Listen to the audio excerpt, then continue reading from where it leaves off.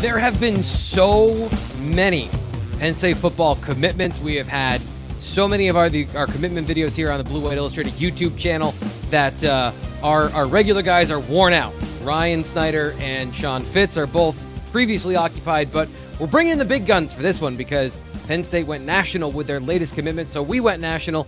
Got Steve Wiltfong to join the show. Steve, thank you so much for coming on with us live here on the Blue White Illustrated YouTube channel on a Monday. I think today is still Monday, right, Steve? I'm spinning here. Thomas, I'm losing track. I just know it's the dead period. I'm so happy it's here after 4 straight weekends of bananas, programs across the country hosting their top targets, and now it's about to bear fruit for everybody as some of these programs' most coveted prospects are landing verbal commitments. Yeah, and so Penn State got one of their top players, probably their top edge rusher on the board. So tell us a little bit more about Penn State's latest commit that dropped at around 7 o'clock Monday night. Yeah, Penn State on a little bit of a run on the defensive side of the ball, landing some of their top targets when you're talking about Darius Dixon out of Santa Ana, Mater Day, a cornerback, 4-star player, top 150 consensus in the country. Jameer Joseph, another corner, jumping in the fold last week. And now you have Max Granville getting things ripping and roaring this weekend. He visited earlier in June, then obviously took his official visits to some of his other top schools in Texas A&M and Oklahoma. 4-star recruit out of the Lone Star State. That's a really versatile front 7 player that can play some linebacker positions and also be a pass rusher off the edge. He's an NFL legacy. His father played in the NFL, so comes from good genetics, and his older siblings are college athletes from football to volleyball. So a lot of competitive juices flowing in the Granville household. And I think what absolutely separated it for Penn State from the other schools, when I first started talking to the Granville family in the spring, proximity to home was one of the elements on the table. But the number one factor and the reason why Penn State wins out in the recruitment of Max Granville is straight scheme fit. They just called the scheme amazing. When I talked to Max about it in the spring, he said it's the best scheme out of any of his top schools, to be honest. And on his visit to Penn State in the spring, they were blown away by sitting down with the coaches, Coach Barnes and company, Coach Franklin, and they turn on the film, and it's Penn State's defense, not just the number 1 draft picks, not just Chop, not just Adissa, but all the guys making plays behind the line of scrimmage. One of the most, if not, I think it was Penn State was tops in the nation in tackles for loss last year. They were certainly up there in sacks. And Granville could picture himself making plays in that scheme. And it's not they just let their guys play vertical. And that was just something that was really enticing to him, being top 5 in total defense, top 5 in scoring defense, led the nation in tackles for loss, led the nation in sacks. Having 2 guys drafted high again. Obviously, in the James Franklin era, we're seeing Penn State players being drafted at a clip that we haven't seen since the 80s. So I think all of that was endearing. Good relationship with the coaching staff. Certainly an amazing atmosphere inside Beaver Stadium. All that stuff adds up. But scheme fit, the way Penn State lets their guys play, the way Penn State develops their players, that was the difference in this recruitment as Max Granville made a business decision to come to Penn State and become the best version of himself. I think it's interesting you mentioned that some legacy players from NFL fathers have joined Penn State. Joey Porter Jr., Christian Driver was part of Penn State's class at one point. That distance and that conversation around not needing to be close to home, kind of, I think, understanding the industry, a part of that is what you're saying. The other thing I'm curious about is we have him listed as a linebacker in the On3 industry ranking. He's listed as a linebacker. Were there certain teams looking him at that position?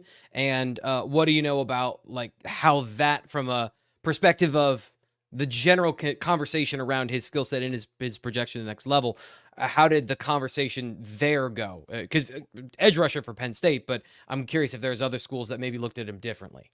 Well, I think a lot of schools view him as a second-level defender that can be a pass rush presence. regardless of scheme, which I think is such premium at the position. Teams are looking for players that can get you behind the chains, get you off script. That's why Penn State's defense was so good. And I think when you watch the film, he's someone that can play standing upright. He's someone that can put his hand in the dirt, but he is ferocious when that ball is snapped. And when he arrives at the football, he arrives with a thud. Again, I think the ranking just talks about his versatility, but I think ultimately we'll have to rank him as an edge. And by the time he puts pen to paper for Penn State, he'll be ranked as an edge rusher. I think there was a time when Micah Parsons was ranked as a defensive end, and he ended up playing Mike, so he could have been ranked as a running back. He's as good a high school football player as I've ever covered. And then, guys like that, the careers that they had is what's making Penn State endearing to out-of-region players like Max Granville.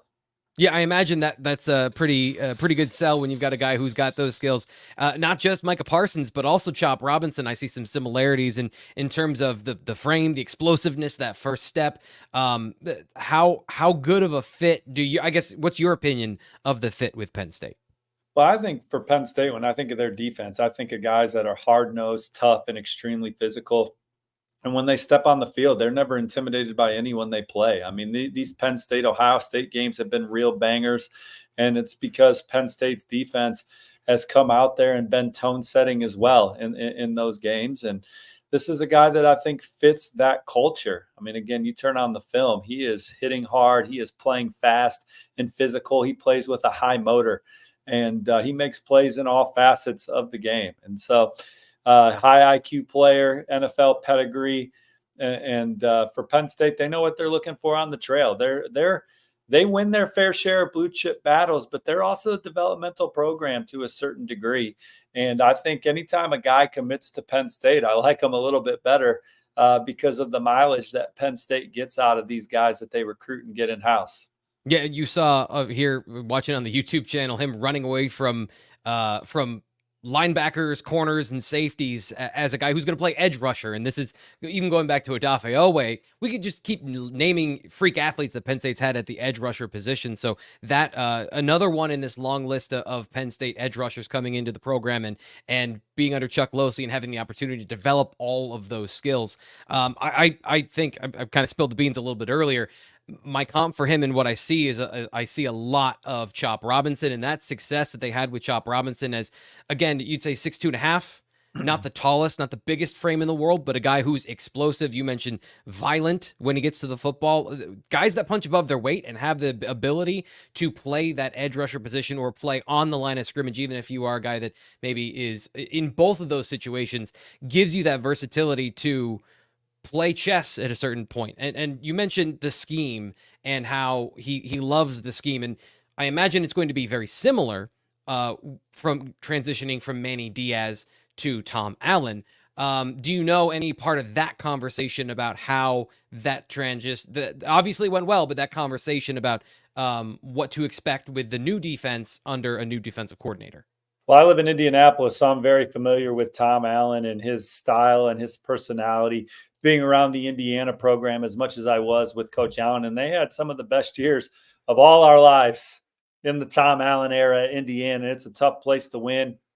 They had an 8-win season, a 9-win season, and went to a couple bowl games and won some big games in the Big Ten that we weren't accustomed to seeing Indiana winning. And Coach Tom Allen's a player's coach that is a really good motivator. Obviously, I think he's proven over the course of his career that he's been really talented on defense, but he's tough. He's a hard-nosed guy too, so he fits what Coach Franklin was looking for in replacing Manny Diaz on his staff. And so I think that it's the culture. It all starts with Coach Franklin. He's the one setting the tone in the corner office, and he does an excellent job of doing that. What you've seen over the course of his career at Penn State. Penn State's been a perennial top 10 football team that's knocked on the door of college football playoffs. I think he's won 4 New Year's 6 games, a Big Ten championship. Penn State's been one of the better programs in the country. They've had a lot of success in the NFL draft. So it starts with him. But I think Tom Allen, he's a guy that's been a great assistant coach in his career. He's going to come right in and do his job. And his defense and his style and his personality is going to be exciting for a player like Max Granville. I think that guys that bring high energy, high motor, guys that have a lot of confidence in their abilities.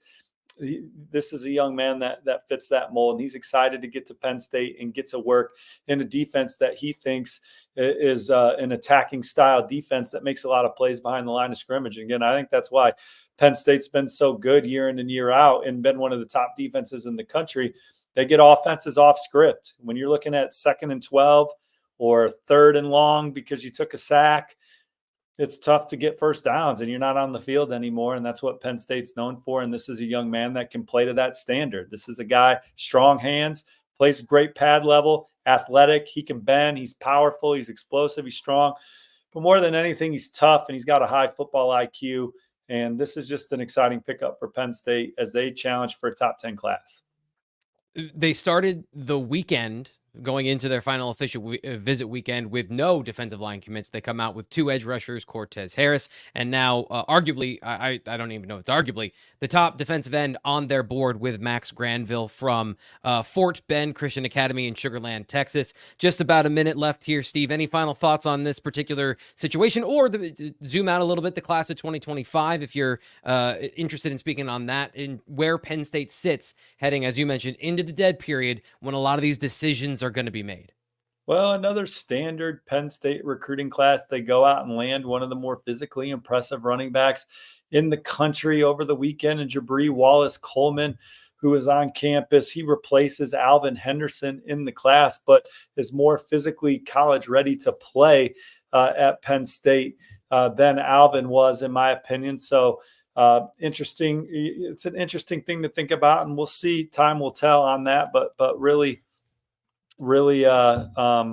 excited about that pickup for Penn State as well. And this class is starting to come together. They're in on some of these other top targets that officially visited. And then certainly we have them trending on the on 3 RPM for one of the top quarterbacks in the country in 2026. And Troy Hoon collaborating with Sean Fitz and Chad Simmons on that. Penn State setting the pace for 4-star Troy Hoon out of California. I think Ohio State will probably try and change that trajectory, but right now I like where Penn State stands for Troy Hoon. All the good stuff from Steve Wiltfong. Thank you so much for your time today, Steve. Yeah, no, thanks. Congrats to you guys, and look forward to seeing you over there at BWI a lot more in the future. I'm excited for that. We're going to get going. We had a couple of minutes here. This is our 3rd commitment video, like I said, so we're going to wrap this up quickly, but we're back tomorrow, BWI Live, 10 a.m. Plus, I started this morning talking to Dr. Pat Kraft over at the Athletic Administration Building. We're going to have an excerpt of that exclusive conversation coming up on the show tomorrow. Of course, BlueWhiteIllustrated.com if you want to dive into that. Nate Bauer did a great job interviewing Dr. Kraft, and we're going to have that conversation over the next week or so, so stay tuned. It's not just commitments. Football season is around the corner. It's a great time. As I get out of here, to remind you, which I always should do this earlier, subscribe for $1. Code PSU1, 2 months for $1 to get in on all the great stuff at Blue White Illustrated. Steve, thank you so much for your time. That'll do it for now, but we will be back before you know it on the BWI YouTube channel.